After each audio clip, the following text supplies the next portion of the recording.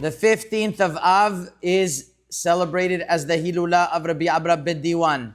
Really, he passed away on Tisha B'Av, but the celebration is Tu B'Av. So we're in between the period between he died and when we celebrate his Hilula. So I want to say a few stories about Rabbi Amram Ben Diwan. I first want to talk about the tree. The tree is known as, for generations, people have been making a Hilula under the olive tree where Rabbi Amram asked to be buried without any monument. And the tree keeps on burning and burning, and it's unbelievable. Throughout the generations, it doesn't burn. So let me tell you that there was, at one point in history, a sheriff who wanted to make sure that the tree gets taken down. He was cleaning up the place. It was the sheriff of Wazan at that time. So he asked two of his servants to go to the cemetery, which was 5.5 miles away, with large axes to chop down the tree. The sheriff ordered them to begin and to finish by sunrise and to come back.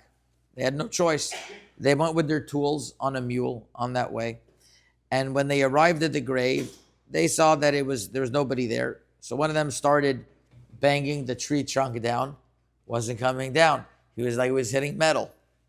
Finally, after a while, he made a big effort, and he was able to take away. He saw there was maybe a piece of metal blocking him, and then he hit it again, and then he got stuck. Then the axe got stuck in the tree. So he's pushing back. He pushed back. The axe went back and split his head. He collapsed, wallowing in blood.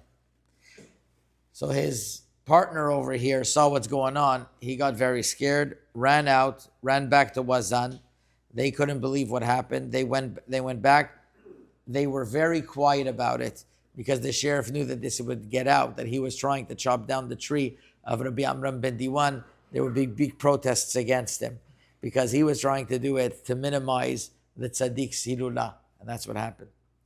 There is another thing associated with Rabbi Amram Ben Diwan, which is a snake, which is interesting. I'll tell you why, because in this recent trip, when Rabbi Joey Haber decided to go to the shuk of Marrakesh on his own, and out of nowhere, this is in Marrakesh, there was, they all have all types of people there to entertain you. They have these snake charmers. Guy took a snake, put it on his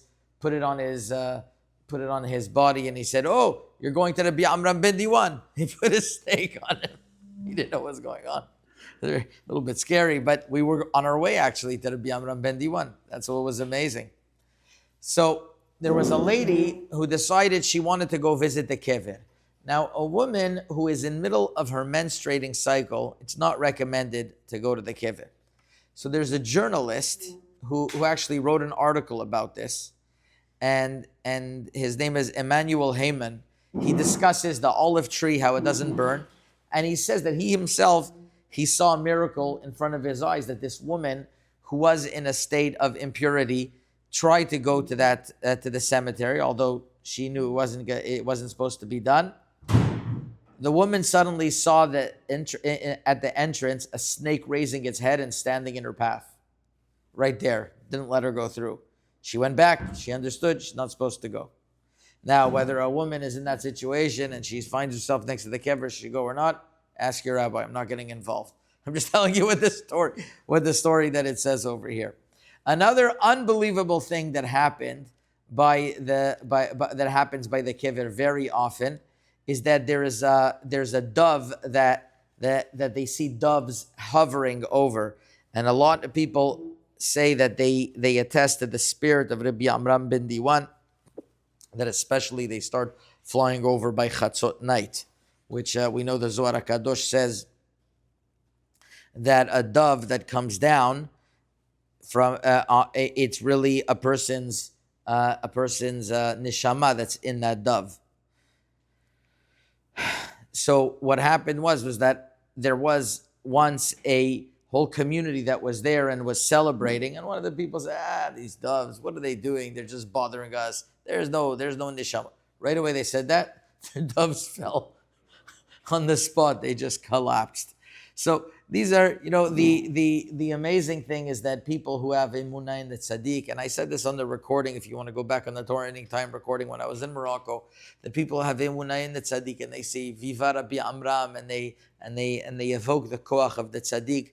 There has been miracles throughout the generations, and it's besimcha, and it's done till today. So Yehi Ratzon and this Hilula coming up to Be'av, we should all have in mind Rabbi Amram Ben Diwan, and we should have in his merit and his chut, we should see many miracles. Amen. Yehi Ratzon.